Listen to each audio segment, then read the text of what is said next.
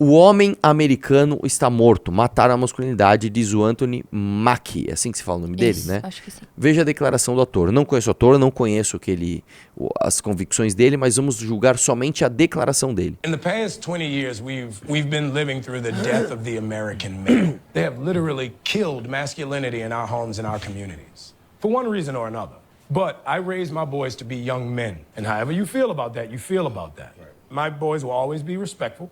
They will always say, yes, sir, yes, ma'am. No, sir, no, ma'am. They will always say thank you. They will always open the door for a lady. They will always make sure that their mother is taken care and provided for. They will always be men. And that's always since they were 2 years old. Every time I left for a job, I tell my 15-year-old, you're the man of the house. You make sure these doors are locked every night, this alarm is on, you text me or you call me every night before you go to bed and you wake up. Because we're men. If I'm not there to protect, he got to be there to protect. Because you can have all the money in the world, motherfucker climb through the window, that money means nothing. Right. You can have all the celebrity in the world, motherfucker jump through the door, that celebrity means nothing. Yeah. In the past 20... Vamos lá, ele está exaltando um ponto importante e positivo do que se chama de masculinidade. Isso, ótimo. E aí você tem, né, os movimentos contrários a isso. E qual que é o problema? E é essa nuance que eu vou trazer aqui e eu quero que você entenda. É certo a gente regredir lá para os anos 50, onde você de fato tinha uma exploração e uma falta de direitos femininos no mundo ocidental? Não, não é certo. Então é certo você exacerbar o feminismo a ponto de falar masculinidade é uma coisa horrorosa, é tóxica, é uma coisa opressiva. Não, não, não é certo. Dá uma olhada lá, ó. Sem sexo, casamento, namoro ou bebês por dentro do movimento feminista 4B. Eu vou te mostrar as nuances, eu vou te mostrar o problema que nós estamos tendo aqui. Criado na Coreia do Sul por mulheres que decidiram viver sem homens em resposta à misoginia que acreditam prevalecer na sociedade, ele agora tem se espalhado por outros países. Eu quero lembrar pra você que a Coreia do Sul é de fato um país bastante machista, tá?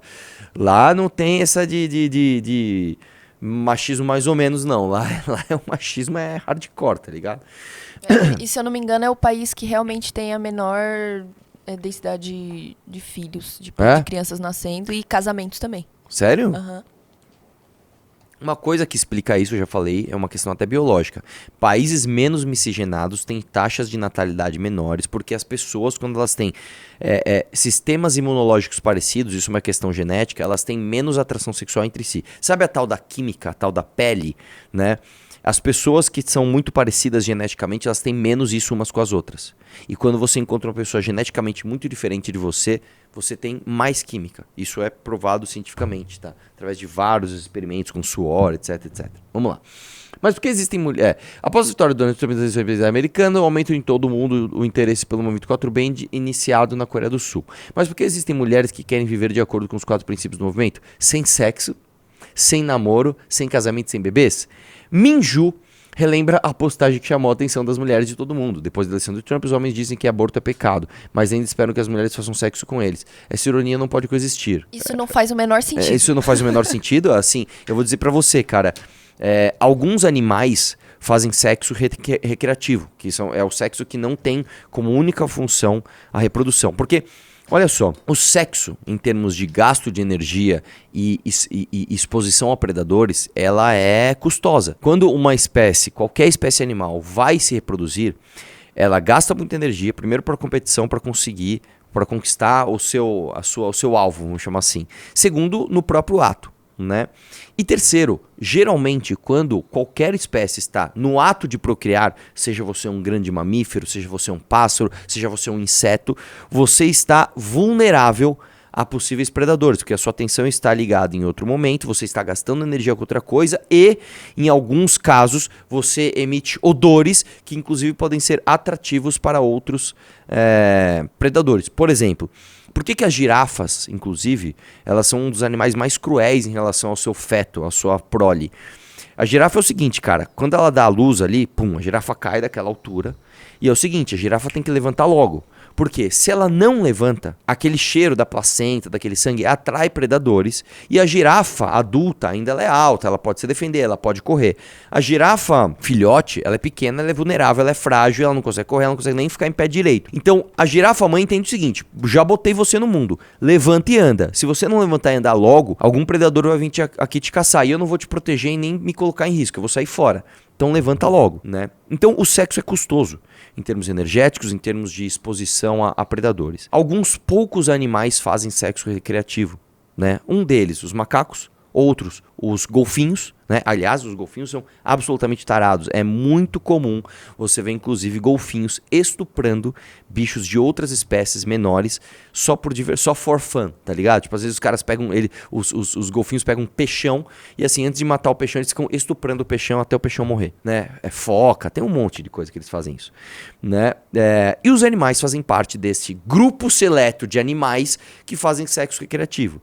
E a nossa cognição fez com que a gente, inclusive, entendesse duas coisas. Número 1, os períodos menstruais, onde você pode evitar o coito, vamos chamar assim, e métodos anticoncepcionais, métodos contraceptivos. Desculpa, a sua reclamação não faz sentido, né? Vamos lá. Ela tem 27 anos de idade e nos pediu para alterar seu nome para não sofrer intimidações. Outras mulheres entrevistadas para essa reportagem fizeram o mesmo pedido. Minju vive com base nos princípios 4B. Né? Sem namoro, sem sexo, sem casamento, sem bebês. Trata-se de um momento criado pelas femininas do Coreia do Sul. A matéria é redundante, né? Vocês já falaram isso. Desce aí. Que decidiram viver sem homens em resposta à misoginia que, segundo elas, prevalece na sociedade. Ouvimos constantemente notícias de mulheres que sofrem violência dos namorados ou que são até assediados quando tentam pôr fim a um relacionamento. O questionamento dos papéis e expectativas tradicionais de gênero começou recentemente a se espalhar pelos Estados Unidos. Nas últimas semanas, as discussões sobre o movimento 4B vêm despertando o interesse do Ocidente. Após a história de Trump, As feministas sul-coreanas que desenvolveram um método sentem-se ao mesmo tempo encorajadas e decepcionadas pela recente atenção global.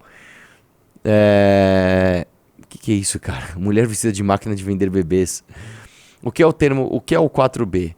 Tem origem, sem sexo, não interessa. Antiga líder ao aborto, onda B. Ela conta que o movimento foi realizado em 2016, diversos grupos feministas, descendo. Foi criado em rejeição à ideia patriarcal de que o matrimônio é um estado completo para as mulheres. Outros princípios que rejeitar o sexo, namoro, bebês. Não se trata de greve, que indica obrigação, mas de uma escolha para nos respeitarmos. Você vai destruir o patriarcado não fazendo sexo, cara? É um movimento para que as mulheres vivam como seres humanos, segundo ela. Comenta o novo conceito 6B. Olha lá, vai ter mais 2Bs, né? Que é evitar produtos que explorem sexualmente as mulheres. E B, as mulheres solteiras devem apoiar umas às outras. Basicamente assim, é um grande movimento de colação de velcro, é isso? Né? Eu vou falar o que disso daqui, cara? Na mesma época, filmar mulheres... Na mesma época, filmar mulheres usando câmeras escondidas assumiu proporções epidêmicas e o chamado cartel WebHard distribui esses vídeos na internet. Muitas mulheres começaram a perceber que não apenas o casamento, mas o namoro e até fazer sexo poderia trazer riscos para elas, que lembra Gong. O assassinato de gangue, particularmente, passou a aglutinar o feminismo. Na ocasião, um homem de 34 anos esfaqueou e matou uma mulher em um banheiro público. As mulheres foram cantando como se fosse uma vítima. Gong mencionou o estudo do Ministério da Família e Igualdade no país. Né? Segundo a pesquisa, 42% dos homens entrevistados admitiram se envolverem em prostituição pelo menos uma vez. Ele conta que essa revelação fez com que suas amigas suspeitassem cada vez mais seus parceiros homens. Isso é uma outra coisa, cara. O mundo ocidental, ele é diferente do oriental. No Oriente, muitas mulheres, inclusive, consideram que o homem procurar uma prostituta não significa traição, né? Significa que ele só vai fazer sexo com outra mulher ali, ele vai usar o corpo daquela mulher e depois ele vai voltar para casa para sustentar a sua própria mulher, né? É uma definição diferente. Outra coisa, você sabia, por exemplo... na China, né? Na China, eles não se importam tanto com o conceito de liberdade, né? Na China, por exemplo, eles preferem que o governo seja autoritário e não tenha oposição, mas que eles matem eventuais bandidos que possam lhe roubar, do que de fato você ter a liberdade de escolher entre 2, 3, 4 ou 5 partidos, né? São opções de povos diferentes, né? Vamos lá, historicamente, houve repressão das mulheres pelos homens? É óbvio que houve. Óbvio que houve. A história humana é de fato uma história onde você tem, em algum nível, a opressão de mulheres por homens. Tem a proteção, tem tudo isso, mas também tem a opressão. O que está acontecendo nos últimos 30 anos, vamos pôr assim, depois da liberdade sexual das mulheres, dos anos, 50, etc, você está tendo, de fato, uma exacerbação de movimentos feministas que pedem, inclusive, que a masculinidade como um todo seja vista como um câncer, como um problema. Então é como se você elegesse um vilão. Quem é o vilão? O vilão é o homem hétero. O homem hétero, esse cara, principalmente se ele for jovem, o homem hétero jovem, ele é o vilão do mundo. Isso foi uma ideia que nasceu no Ocidente e ela se transportou para o Oriente